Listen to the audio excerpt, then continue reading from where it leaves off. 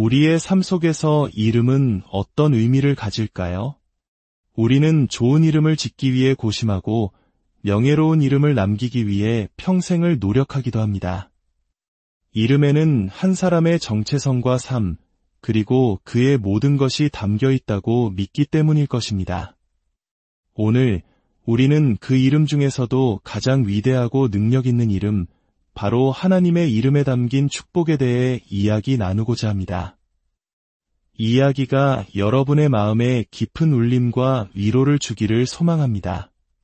본격적인 여정을 시작하기에 앞서 구독과 좋아요를 눌러주시는 것만으로도 여러분은 이 복된 메시지를 더 많은 이웃에게 전하는 귀한 사역에 동참하시게 됩니다. 여러분의 선한 손길 위에 하나님의 크신 은혜가 함께하기를 기도합니다. 성경을 가지고 계신 분은 민수기 6장 27절을 펴주시기 바랍니다. 오늘 우리는 하나님의 이름에 담긴 놀라운 축복에 대한 이야기를 이어가려 합니다. 하나님께서는 그분의 초자연적인 축복이 세대에서 세대로 이어지도록 정하셨습니다. 여러분 중 하나님의 축복을 받기 원하시는 분이 얼마나 되십니까? 영적 권위자의 입을 통해 선포되는 축복은 하나님의 초자연적인 능력이 한 사람의 삶에서 다른 사람의 삶으로 전해지는 통로입니다. 한번 선포된 축복은 결코 되돌릴 수 없으며 그 어떤 인간의 힘으로도 막을 수 없습니다. 선포된 축복은 그 자체로 성취되는 예언이 됩니다. 창세기를 보면 이삭이 야곱과 에서에게 축복을 선포했을 때 그가 말한 그대로 모든 것이 이루어졌습니다. 예수님께서는 제자들에게 말씀하셨습니다. 너희는 세상의 빛이요 세상의 소금이라. 그 말씀을 들었을 당시 제자들은 도덕적으로 또 인격적으로 여전히 불완전한 사람들이었습니다. 하지만 예수님께서 그들 위에 축복을 선포하셨을 때 그들은 결국 말씀 그대로 세상의 빛과 소금이 되었습니다. 하나님께서 아담과 하와를 창조하시고 가장 먼저 하신 일도 바로 그들을 축복하신 것이었습니다. 하나님께서는 아브라함을 축복하셨고 그 축복은 이삭에게로 또 야곱에게로 이어졌습니다. 그리고 민수기 6장에서는 대제사장의 영적 권위를 통해 이스라엘 백성을 축복하셨습니다. 예수님께서도 공생애를 시작하시며 산상수훈을 통해 9가지의 축복을 선포하셨고 아이들을 가르치실 때도 시간을 내어 축복해 주셨습니다. 우리가 성경에서 보는 예수님의 마지막 모습 또한 손을 들어 제자들을 축복하시며 하늘로 올라가시는 장면입니다. 이처럼 예수님께서 이 땅에서 하신 첫 번째 일과 마지막 일 모두가 사람들을 축복하는 것이었다는 사실은 이 축복이 얼마나 중요한지를 우리에게 가르쳐줍니다. 오늘 우리는 그분의 이름에 담긴 축복에 대해 더 깊이 나누고자 합니다. 이름에는 무엇이 담겨 있을까요? 성경 잠언은 말합니다. 많은 재물보다 명예를 택할 것이요 좋은 이름이 막대한 부보다 더 귀하다는 뜻입니다. 우리가 가룟 유다라는 이름을 들을 때 무엇이 떠오르십니까? 배신자라는 단어와 동의어처럼 느껴집니다. 예수님의 제자였던 도마는 어떻습니까?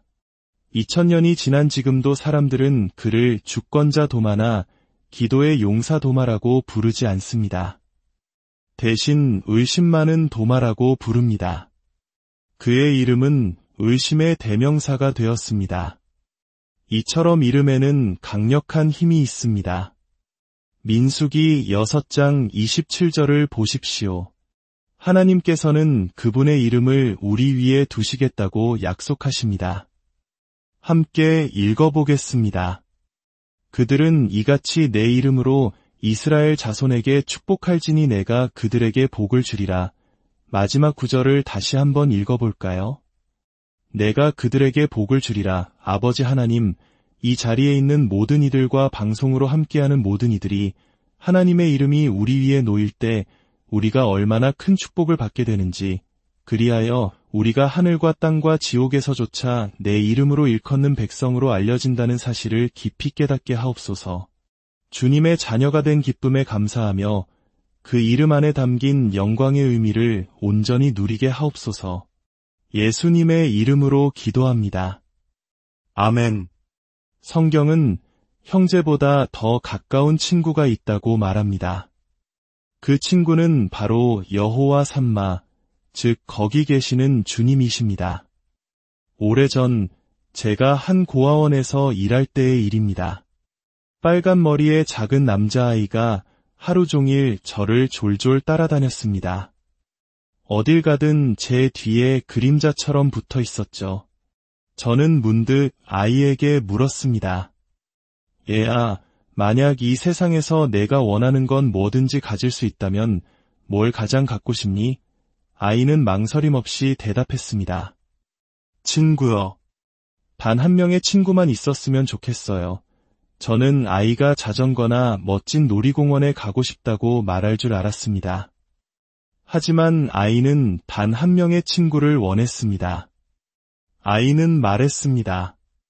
엄마 아빠는 한 번도 저를 보러 오지 않아요. 형제들이 어디 있는지도 몰라요. 저에겐 그냥 친구 한 명이 필요해요. 이 아이의 이야기처럼 오늘날 우리 사회는 상처 입은 영혼들로 가득합니다. 뒤틀리고 얼룩지고 부서지고 망가진 삶 속에서 수많은 사람들이 단 한 명의 진실한 친구를 찾아 헤매고 있습니다. 여기에 좋은 소식이 있습니다.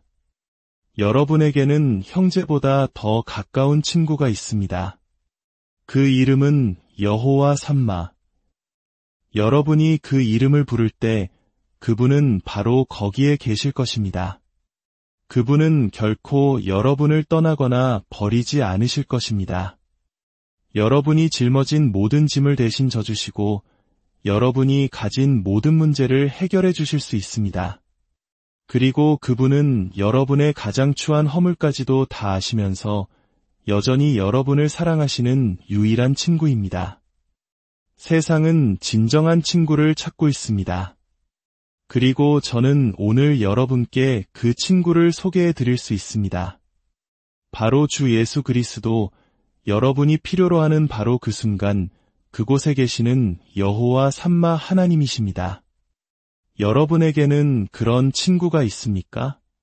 여러분의 가장 깊은 비밀을 모두 털어놓아도 배신당할 걱정이 없는 단 한 명의 친구가 있습니까? 절체절명의 위기 속에서 당신을 위해 목숨을 내어줄 것이라고 확신할 수 있는 친구가 있습니까? 아마 그런 친구를 찾기란 쉽지 않을 것입니다. 하지만 제가 오늘 여러분께 소개해드리는 이 친구는 모든 친구 중의 친구입니다. 그분은 당신이 밤새도록 눈물 흘릴 때 곁에 계실 친구입니다. 사랑하는 이를 무덤에 묻고 그 곁에 설 때 함께 걸어주실 친구입니다. 당신의 꿈이 산산조각나고 삶이 폐허더미에 놓일 때 희망과 이성의 빛이 꺼지고 어둠이 망토처럼 당신을 덮을 때 그분은 바로 거기에 계실 것입니다. 우리는 찬송합니다. 어두운 데서 방황하는 나의 영혼, 주가 인도하여 주시네. 솔로몬은 말했습니다. 주께서는 캄캄한 데 계시겠다 하셨나이다. 환난의 날에 그분은 그곳에 계실 것입니다. 사자굴에 던져질 때, 풀무불 속에 들어갈 때, 원수들이 당신의 살을 먹으려고 둘러쌀 때 여호와 삼마 주님은 당신과 함께 계실 것입니다.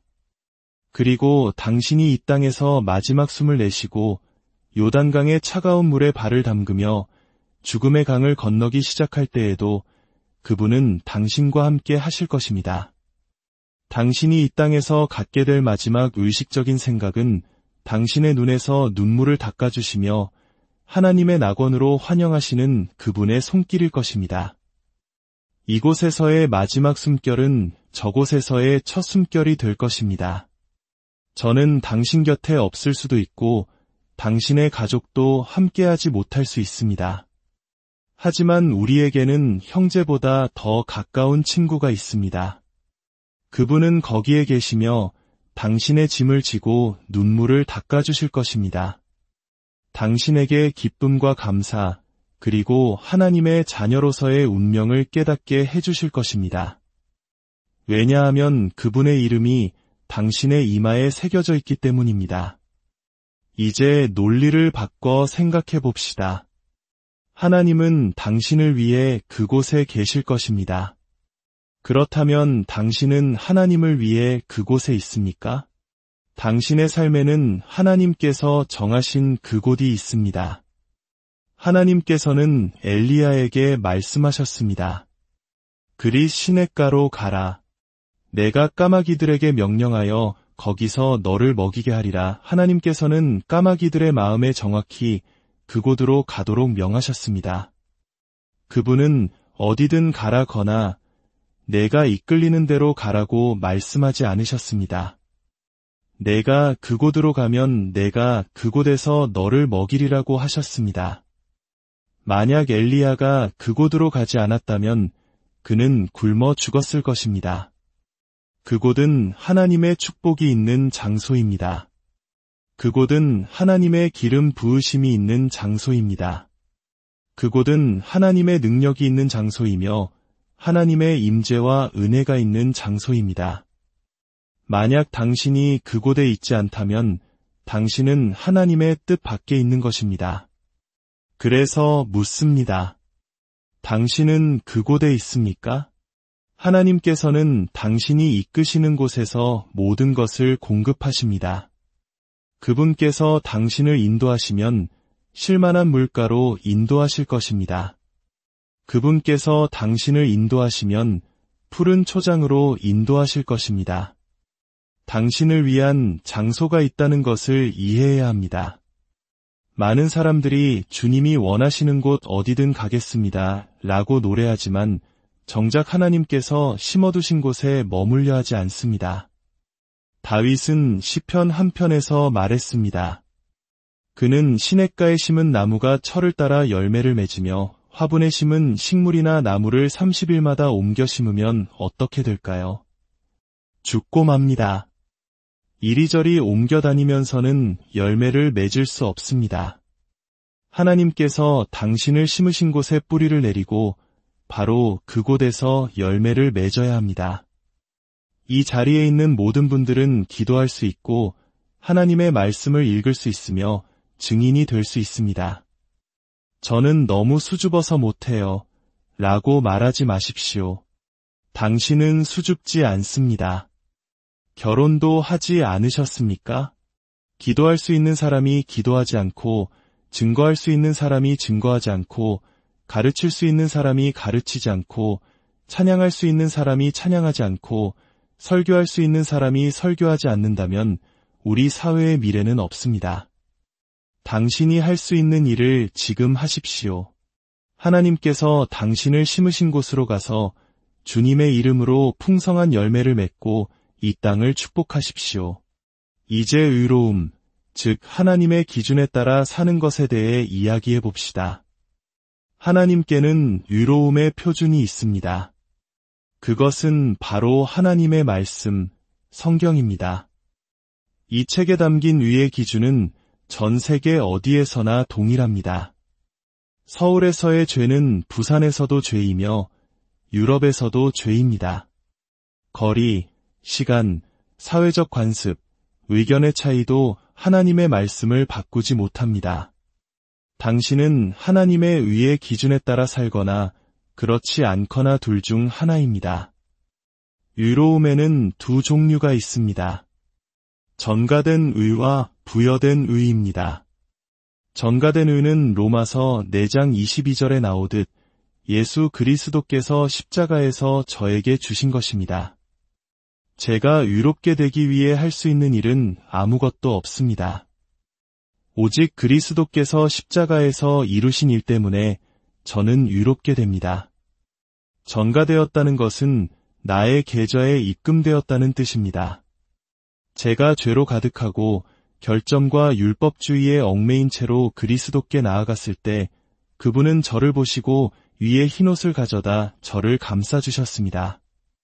거룩하신 하나님 앞에 저의 불완전함 그대로 나아갈 수 없었기 때문입니다. 제가 구원받았을 때 제 안에는 여전히 옳지 않은 것들이 많이 있었습니다. 하지만 제가 예수 그리스도를 영접했을 때 그분은 그분의 의의 옷으로 저를 덮어주셨습니다. 그래서 제가 그분의 이름으로 하나님 아버지의 보좌 앞으로 나아갈 때 하나님 아버지는 이렇게 말씀하십니다. 내게는 오직 위의 옷만 보이는구나. 사탄은 속삭입니다. 저 자가 얼마나 형편없는 인간인지 모르십니까? 하지만 하나님 아버지는 말씀하십니다. 내 눈에는 오직 위의 옷만 보인다. 그는 눈보다 더히다. 아들아, 내가 원하는 것이 무엇이냐? 나는 하늘과 땅의 창조주이며 일곱 바다를 내 손바닥 안에 쥐고 있다. 나의 콧김으로 땅을 창조했으며 어둠에 말하여 생명이 되게 하였다. 내게 구하라. 내게는 한계가 없다. 그 순간 저는 그분의 의로 옷 입었기에 하나님의 무한한 축복을 받기 시작합니다. 저는 예수 그리스도의 의로움으로 거룩해졌습니다. 주님을 찬양합니다. 혹시 여러분 중 사탄의 속삭임에 위축된 분이 있습니까?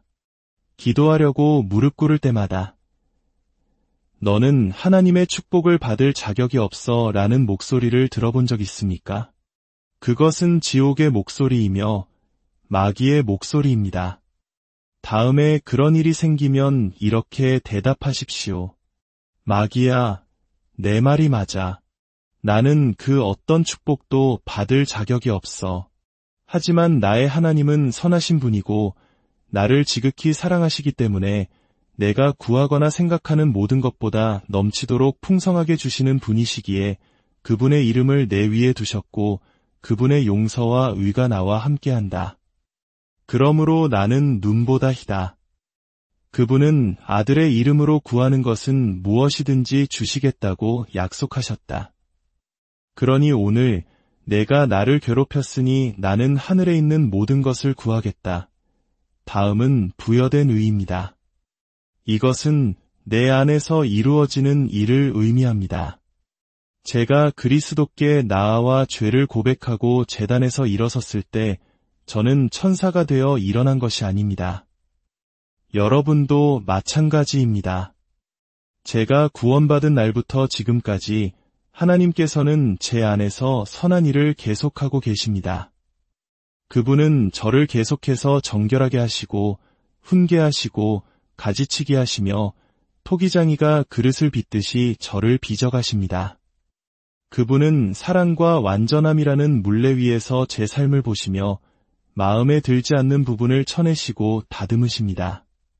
그럴 때마다 저는 기도실에서 비명을 지릅니다. 하나님, 저에게 왜 이러십니까? 그러면 하나님께서 말씀하십니다. 나는 너를 내 영광스러운 형상으로 빚고 있다. 너는 너 자신으로 가득 차 있구나. 내가 그것을 보고 있을 수가 없다. 제가 천국에 갔을 때 저는 하나님 아버지 앞에 서게 될 것입니다. 제가 의롭기 때문이 아니라 예수님께서 십자가의 공로를 통해 저를 의롭게 하셨기 때문입니다. 저는 천년 동안 소리치며 나 같은 죄인 살리신 놀라운 은혜를 찬양할 것입니다. 왜냐하면 하나님의 장엄한 의라는 이름이 제 이마에 새겨져 있기 때문입니다. 베드로전서 1장 16절은 말합니다. 내가 거룩하니 너희도 거룩할지어다. 거룩함이란 무엇일까요? 그것은 내면이 하나님을 닮아가는 것입니다. 우리는 서로를 닮음으로써 거룩해지는 것이 아니라 예수님을 닮음으로써 거룩해집니다. 간단히 말해 당신은 예수님을 모방함으로써 거룩해집니다. 우리가 배운 모든 것은 모방을 통해 배웠습니다. 말하는 것도 모방으로 배웁니다. 제가 하나님의 말씀을 펴고 그 안에 충분히 오래 머물고 주 예수님의 임재 안에 충분히 오래 머물며 여기서 본 것을 모방할 때 그분의 형상이 저의 형상이 되고 저는 그분을 닮아가게 됩니다. 제가 무엇을 하기 때문이 아니라 그분이 어떤 분이시며 그분이 저를 그분처럼 변화시키셨기 때문에 저는 거룩해집니다. 그분의 이름을 찬양합니다. 우리의 신앙은 거룩함의 신앙입니다. 우리의 책은 거룩한 성경입니다. 우리의 하나님은 거룩한 보좌에 앉으신 가장 거룩하신 분입니다. 우리의 구원자는 거룩한 아기 예수라 불리며 우리의 도성은 거룩한 성이라 불립니다. 우리의 영은 성령이며 천사들이 부르는 노래는 거룩, 거룩, 거룩, 전능하신 주 하나님, 전에도 계셨고 이제도 계시고 장차 오실 이시라입니다. 그렇다면 진짜 질문은 이것입니다. 거룩한 성경을 읽고 거룩한 하나님에 대해 말하며 성령으로 충만하다고 고백하는 교회 안의 사람들은 과연 거룩한가? 그것이 문제입니다. 우리는 다른 사람을 모방하는 사람들로 가득 차 있습니까? 아니면 예수 그리스도의 영광을 모방하는 사람들로 가득 차 있습니까? 당신은 예수님께서 십자가에서 하신 일로 거룩하게 되었습니다. 당신이 무엇을 해서가 아닙니다. 거룩함은 우리 가족의 상징과도 같습니다. 하나님께서 주셨기에 저는 거룩함으로 축복받았습니다. 그것을 얻기 위해 일할 필요가 없습니다. 그분이 저에게 주셨습니다. 저는 천국에 갈 만큼 충분히 거룩해질 수 없습니다. 오직 예수님을 모방함으로써 그분이 저를 거룩하게 하시기 때문에 거룩할 수 있을 뿐입니다. 마지막으로 여호와 라파, 즉 치료하시는 주님에 대해 말씀드립니다. 이것을 분명히 하십시오. 우리 하나님은 치료하십니다. 그분은 치료하시는 분입니다. 출애굽기 15장 26절은 말합니다.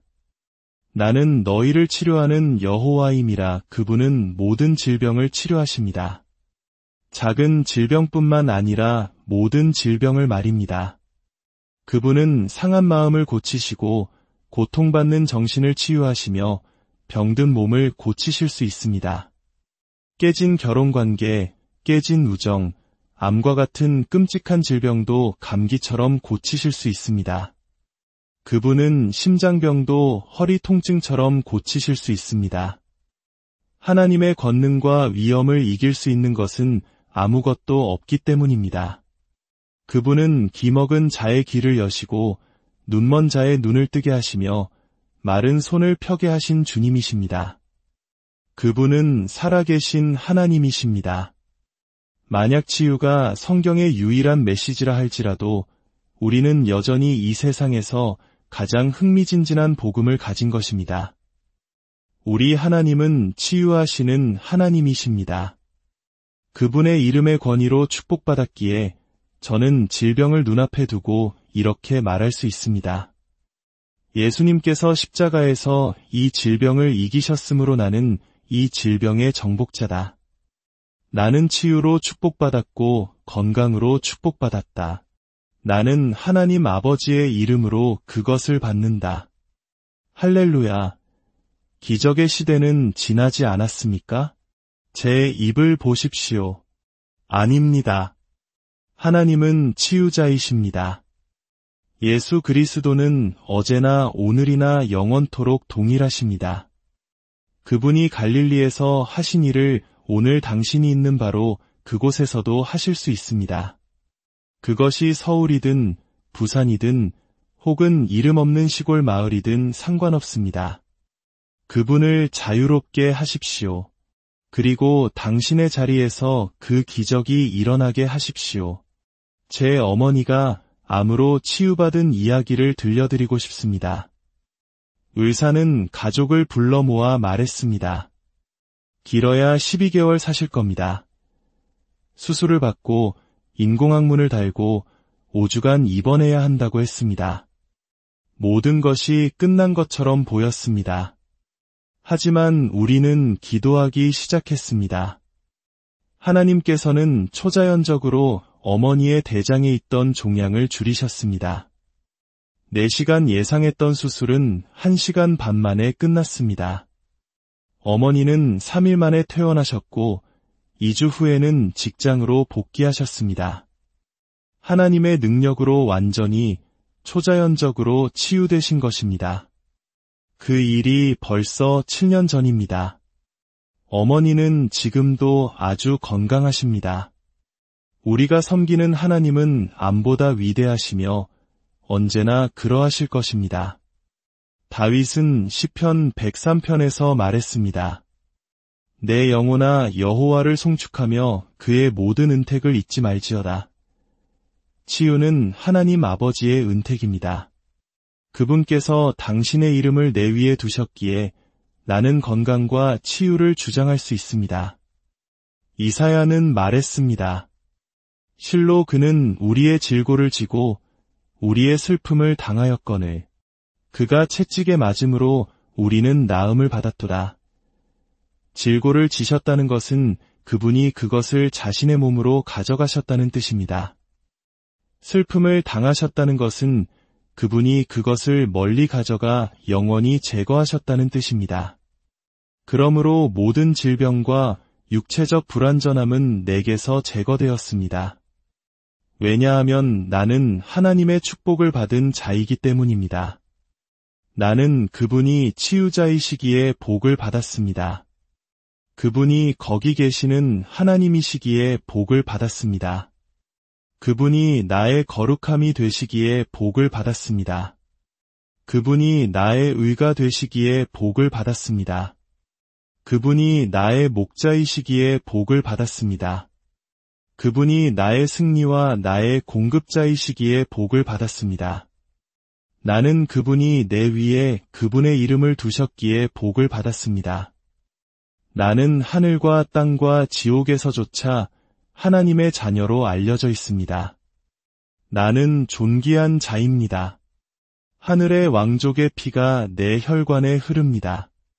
나는 천사보다 조금 못하게 창조되었으며 이 땅의 상속자입니다. 나는 영원히 거룩한 도성, 천국에서 살 것입니다. 나는 하나님의 자녀입니다. 할렐루야. 하지만 만약 당신이 예수 그리스도를 당신 삶의 주인으로 선택하지 않았다면 당신은 축복받지 못했습니다. 당신을 위한 축복은 없습니다. 당신은 축복 밖에 있는 에서와 같습니다. 당신은 자비의 문 밖에 서서 가난하고 그분의 선하심을 누리지 못하고 있습니다. 선택은 당신의 몫입니다. 하나님 아버지의 축복을 받아 이 모든 혜택을 누릴 것인지 아니면 자비의 문 밖에 서서 가난하게 머물 것인지 선택은 당신에게 달려 있습니다. 아버지 하나님, 당신의 이름에 담긴 이 놀라운 축복의 약속에 감사드립니다. 오늘 이 말씀을 듣는 모든 심령 위에 주님의 이름이 새겨지게 하옵소서. 그리하여 우리 모두가 주님의 자녀로서 받은 축복을 온전히 누리며 세상의 빛과 소금이 되는 삶을 살게 하여 주시옵소서. 당신의 영원한 사랑 안에서 평안을 누리게 하시고 당신이 우리를 위해 예비하신 번영과 축복이 우리의 자녀와 그 자손들에게까지 흘러넘치게 하옵소서. 믿음으로 순종하며 나아갈 때 하늘의 창을 여시고 우리가 감당할 수 없는 축복으로 부어주실 것을 믿습니다. 우리 주 예수 그리스도의 귀하신 이름